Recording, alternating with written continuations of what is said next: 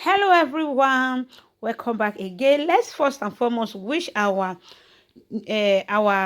governor candidate of Lagos, where everybody know as Badebo, happy birthday. He is 40 years today, and you all know that 40 life begins at 40. So he just completed his 40 years today. Happy birthday once again. So we want quickly talk about waiting the trend for inside Abule about this our young governor candidate of Lagos, where e dey contest for governorship, where e dey for Labour's party. Okay, my wonderful people, you people have been hearing a lot. So he is being interviewed today.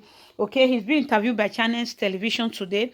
So according to the rumor wey dey waka for town, dem dey call the guy, say the guy na omuale, say him mama no papa no marry him mama because him mama is from Igbo, while him papa na from Lagos direct, not be even just Yoruba, Lagos. Okay, my wonderful people. So at the end of the story, and there's a lot of people there is a lot of news that is going around, say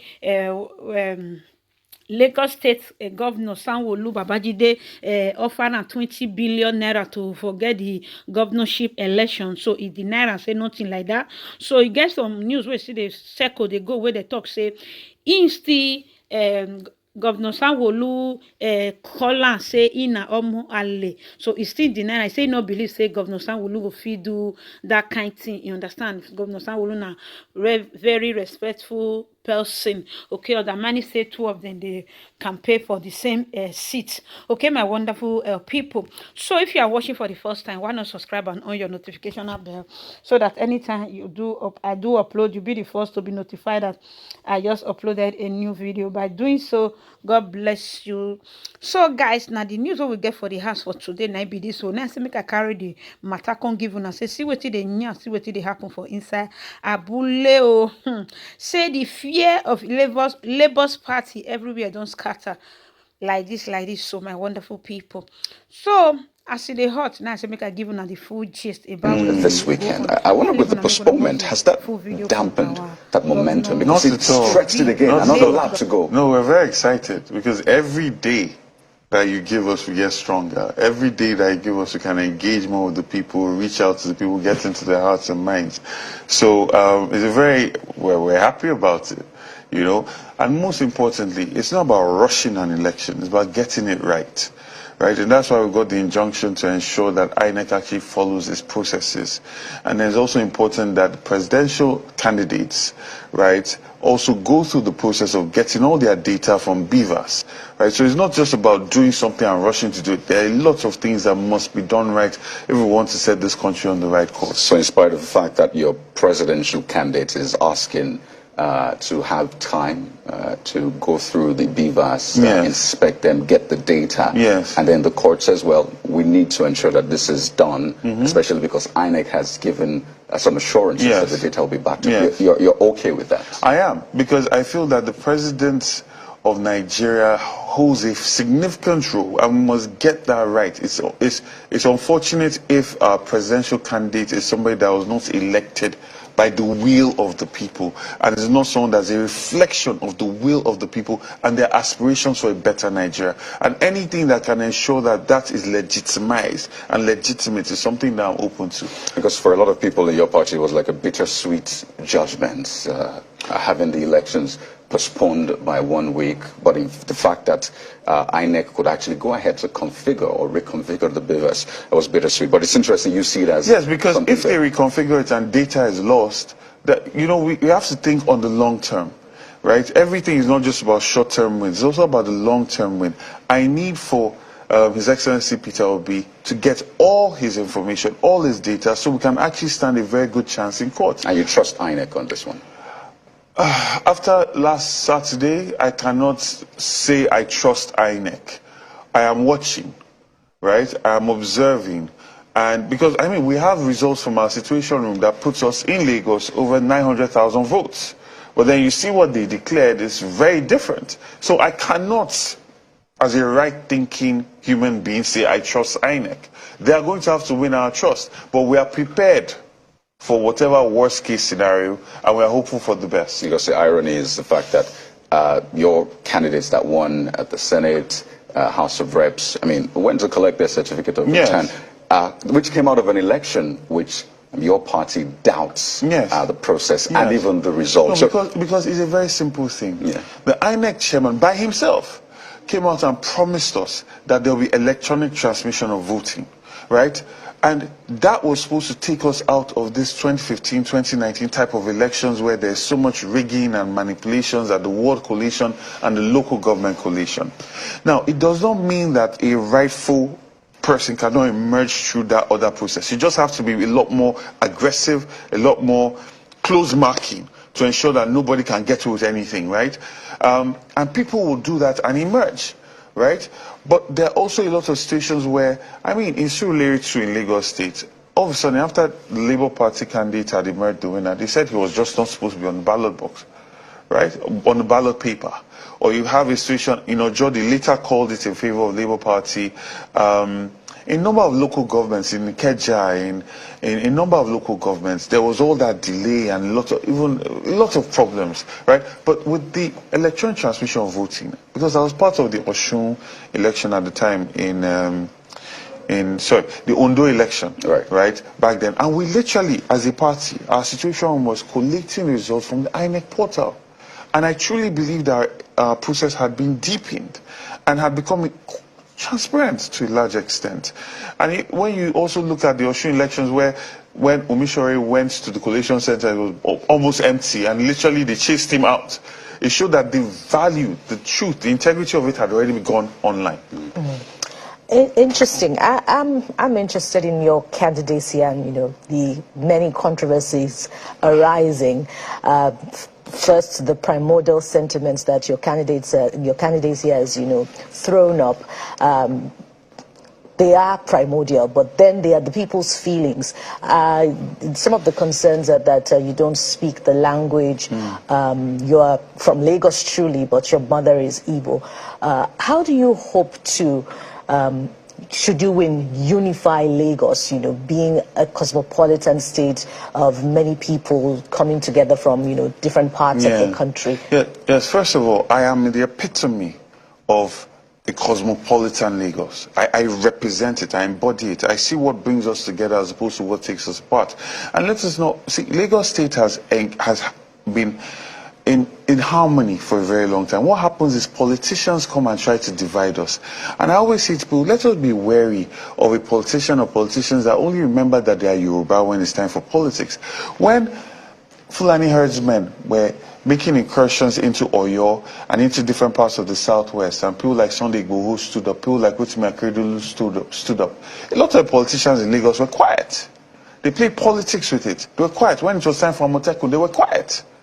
So many interests of the Yoruba people, they were quiet because they wanted an alliance with the North, right? So they put their political interests above the interests of their people. And then all of a sudden it's time for politics and they remind you that this person does not speak Yoruba, this person. With the Yoruba that they've been speaking, when they fired at young people at Lekki Toll Gate, did they separate the Yoruba, Igbo or Hausa? All the Agberos on the streets that are wasting their lives, young men that are getting on drugs and have been multiplying for years, do they go and meet the ones that are Yoruba and tell them, come, we'll give you rehabilitation, or we're going to get you off the streets, we're going to ensure that you're a more productive member of society? Are you implying that the politicians fired at the protesters I will say from what the army has said, Governor Sanwo-Olu invited them in and gave the order. But he's been clearing that time and again. I imagine you caught the interview. I mean, and then what the army said during the hearing completely goes against what he said. And you're CSO of a state, right? If you did not give an order and somebody just comes and is shooting like a cowboy, you should be on ground. As a leader of the state, you should say, you cannot shoot at my people. If you have to shoot at me to get to me, to get to the people. So you believe, even though time and again the governor has said, well, I didn't give the order in different ways, you believe that he still gave the order, and understanding how governance works, how the chain of command, not even with the police, with the military, you still believe? I don't believe that a military setup will come and start shooting at people without carrying the governor along. A it's not possible. So you believe Except he it was a gave the coup. order? I believe that. And I also believe that he saw the bodies. I believe that he was at Reddington Hospital. I believe that he saw the bodies. And there's a lot of evidence on this. So all this gaslighting that they've been doing, we're just watching them. Because it's the same thing as they're telling us that the election was won by 10,000. When we know that they took out almost 50,000 votes in Alimosho and 20,000 votes in Ikeja. There's a lot of gaslighting, politics, and tokenism that is a hallmark of the APC government. So, but without losing sight, of the thrust of the conversation. Controversies. My initial We're talking about questions. controversies. You've contested under the COA party before. Yes. You've contested under the PDP before. Yes. And, your parentage didn't come up. Why do you think it's coming up now? Well, because they are threatened. And the governor had several opportunities to come and give account of his stewardship of Lagos State in several debates, and he dodged all of them. And now he's seeing that the people are no longer just, I've always said my work in the last 5-6 years is to bring an entirely new voter demographic to the ballot. And this new demographic is interested in accountability. They're interested in you expressing your vision and giving account of what you've been giving, what you've done with the resources available to you. And they've seen that. Now, unfortunately, the whole argument is without substance. So they have to resort to primordial sentiment. And this is standard. When you don't really have much to offer, you try to divide people based on tribes and primordial leanings. But if you plan to unify, Lagos, do you feel conflicted, or do you feel that you'll be unable to, since you don't speak the language? Not at all. Lagos is a cosmopolitan state. And the fact of the matter is not as though I don't understand Yoruba or I cannot speak it. My intonations are funny. People laugh at me, and I don't think in Yoruba, right? I went to school at MIT, I went to school in Nottingham, I went to school in France, I went to school. So there's been a lot of movements in my life, right? But that does not change the fact that, listen, everybody at the end of the day wants good governance. The market woman in Lagos Island does not want to be paying all this over-taxation to Agberos that cannot be accounted for. The Igbo woman in Ladipo, similar problems. People want good governance. It's not about the language you are speaking. Interesting. Maybe you'll do some language tests in the future, or do a maybe that will be. I see you've had to do videos time and again. But you talked about market women, the Agbero question. I'll come to that in a moment. But the market talk reminded me of the fire. Yes. Market Olodia Papa yesterday, and you were there. Just right after that market fire, and it was quite emotional for a lot of people. It was emotional for me as well. It was for you as well, seeing that goods were burned, even a life was lost in the process. And one of the other things that came up, and I think it ties back to the atmosphere pre-election, pre-governorship election, is a tweet that you put out that then was deleted. And I wonder if you would explain to Nigerians what motivated that tweet. Was it anger? Was it maybe an aide who just tweeted without? No, it was me. It was me. I'm not the person that will pass the ball. Just so a lot of people understand that tweet. It says the APC government is so backward. I keep warning, put in mind what will happen when the tables turn. This evil, from the murder of Funsho Williams to NSAS to state-backed terrorism of residents of Lagos, must stop. Yes. For a lot of people, that was maybe, and perhaps that's why you deleted it. But give us a background information. So for me, this government has run unaccountably for over 2 decades, right? They've empowered Agberos and touts and thugs that carry out so much violence, and they've not been brought to book. I mean, look at during the NSAS, right in front of Alausa Secretariat, young men came out with machetes from BRT buses, and these people have not been brought to book, right? And I'm saying, power is not always going to be in your hands. So treat people how you want to be treated, because you are going to have to account for all of these things. You cannot just be carry on state-backed violence like that and not think it will eventually be investigated or you will not be brought to book. So I'm saying, whatever you are doing, just because you have power in your hands does not mean that it will always be in your hands.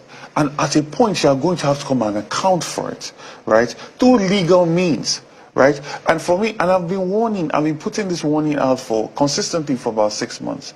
It should be in your utterances. It should be in, the first time I said this was, one of our supporters was putting a poster of Peter Obi in Iba in Ojo, and they matched his forehead.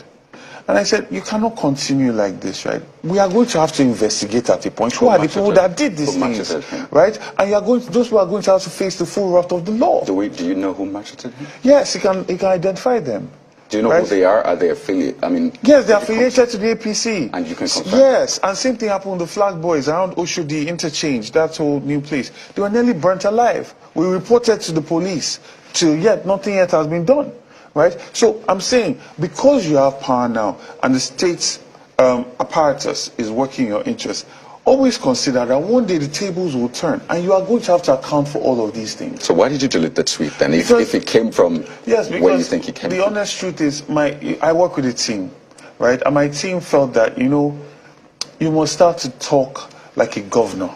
And talking like a governor also implies that your emotions and the injustice that you feel must also be communicated in a way that is very neutral, right?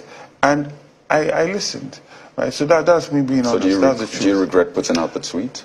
No, I think that I'm human, and I saw that, and it's building up on a lot of things. Even forget this tribal thing. Look at all the rumors about markets that are burnt, later reclaimed by the state, that a modern building is built, and the people that have been there cannot afford to rent stalls in that market. It also talks about evictions. It talks about forceful evictions of people. It talks about a development of Lagos that is not inclusive and is always marginalizing the poor. And the vulnerable in society are always the ones that are suffering. It's almost like there's a law, but the law is for only the poor. Right? And the rich are just above the law. And this it pervades every sector of our society. And it's a very painful thing to see. It's a good thing, you visit the market, commiserate with the people over their loss, but it's part of the show, right? For people to see you as compassionate, particularly because you want to I don't become think governor. It's a part of the show thing. You see, I believe that the greatest qualities we can have, right, in a leader is empathy, cerebral capacity, and the strength and courage to do what is right. Right, and Alhaji Lateef Jakonde is an epitome of that. Obafemi Awolowo is the epitome of that as well. But you see, when people come out to say they stand by you, and they vote for you, and people come to attack them, or hurt them, or try to marginalize them because they took that step, you have to stand up for them as well. They stood up for you, you have to stand up for them, right? And this cuts across, right? So it's not a show. It's something that came from genuine concern and emotion. And I got there, I saw a grown man crying.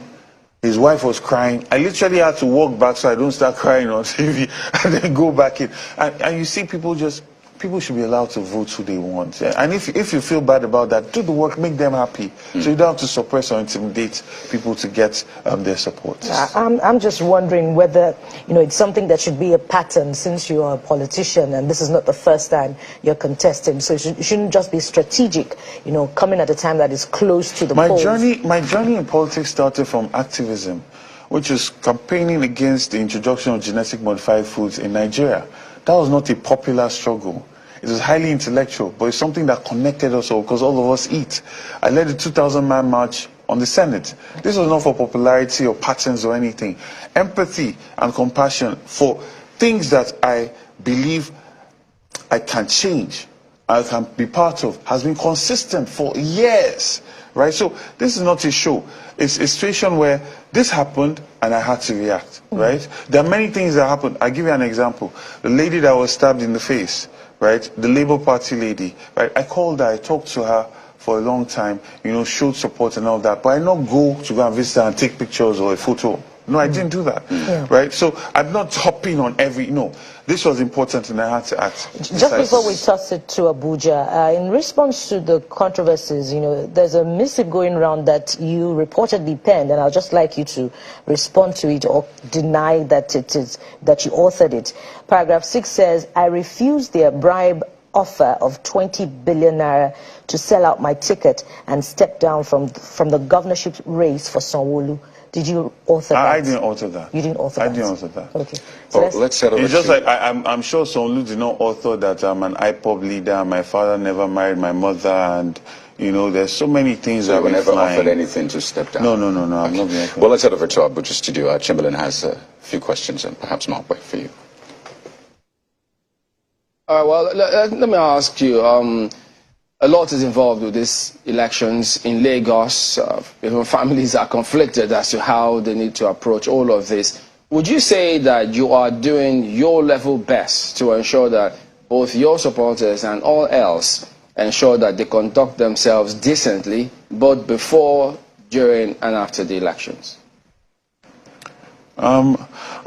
My focus now is on security and ensuring that my people come out to vote. People come out to vote. Actually, not my people. Everybody comes out to vote, and they are not intimidated or harassed, because any form of intimidation or harassment will be met with resistance. It's just that simple. In relation to people behavior and all of that, we're a party that, you know, wants to build. We are not destroyers. We like value. We want people that create value, and people that are supportive of building a community that is also supportive of everybody and is inclusive. So I'm not quite sure how your question might be leaning, but our focus is on securing the people that are coming out on election day to vote for Labour Party and to vote in general, to be honest, and to ensure that we have an experience that is positive for people that are going to come out to vote. And that's certainly a base minimum that, you know, all the parties should be able to agree on. The fact that, you know, people should be free to express themselves, and at the end of the day, that their votes count. But let me ask you, I want to go back to this question of the tribal issues that have come up in Lagos State. And some people will argue that at the heart of it is the fear that cultures could be eroded. I mean, you do know that there are some indigenous communities in Lagos. How do you intend to manage the fact that Lagos is a cosmopolitan city, largely, but that there are still indigenous minorities? How do you intend to manage that in such a way that their cultures are also preserved? So it's about paying real attention to it. You know, people are talking about this, but then the real damage is being done by the government stealing indigenous families' lands. All from Ikorodu all the way to Ojo, to Ekpe. Indigenous families have been stripped of their lands and appropriated without any credit going to the state coffers. Right? These things must be addressed, and we must address it in a fair way, as transparent, and these things must be returned, right, to indigenous families. Also about celebrating our culture, the rich culture of the Egu in Badagry, the rich culture of the Aworis in Ojo and parts of Lagos Island and Alimosho, and the culture of Lagos Island. And this is by celebrating with art, with culture, curating it, and letting it be something that people are drawn to come and visit, you know, actually investing properly in these things, as opposed to just lip service when it's convenient in political season. And the honest truth is, Lagos State has been a home, has been cosmopolitan, even before the Oba of Benin sent our current ruling class to Lagos State. It has been a trading post. The indigenes of Lagos are accepting, welcoming, warm people. We don't discriminate, you know, and that's the culture that needs to be restored in Lagos, because most of these people that are pushing all of these things, they're not even from Lagos. Let's wind down in less than a minute. A lot of people see you as a rookie politician, a young person, and they think that the seat of Lagos, or the governorship seat in Lagos, is not one to gamble with, to play hit or miss with in less than 30 seconds, if you could. What do you say to those people? Because I remember 2017, you were running for chairman local government of Ikeja under Kowa, moved to the PDP, now Labour Party. So what do you tell those people who say you're a rookie and this seat is maybe not for you? I tell people that Alhaji Lateef Jakande never had any public sector experience, but what he achieved in 4.5 years, the APC government has not achieved it in 2 decades. I see the visionary leader, Obafemi Awolowo, what he achieved for the Southwesterners, he had no public sector experience or governance experience, but he moved the interests of the Yorubas to levels that people are still trying to aspire to. The fact of the matter is, you must have empathy, cerebral capacity, and courage to do the right thing. And I have operated at the highest levels in the world. I graduated from the best university in the world, worked with the American government, the Chinese government, came back to Nigeria, ensured that I got into affordable housing, built capacity to be able to be the best governor that Lagos has ever had. I think the good thing about this is we have a few more days to probe your manifesto and all of that. But we have to thank you so much. Please welcome, invite me back. Okay. I enjoyed this. We'll take you up on that. But it's been a very interesting one with Gbadebo Rhodes-Vivour, the governorship candidate of Labour Party Who knows, in Lagos State. time. Thank you so much for your time.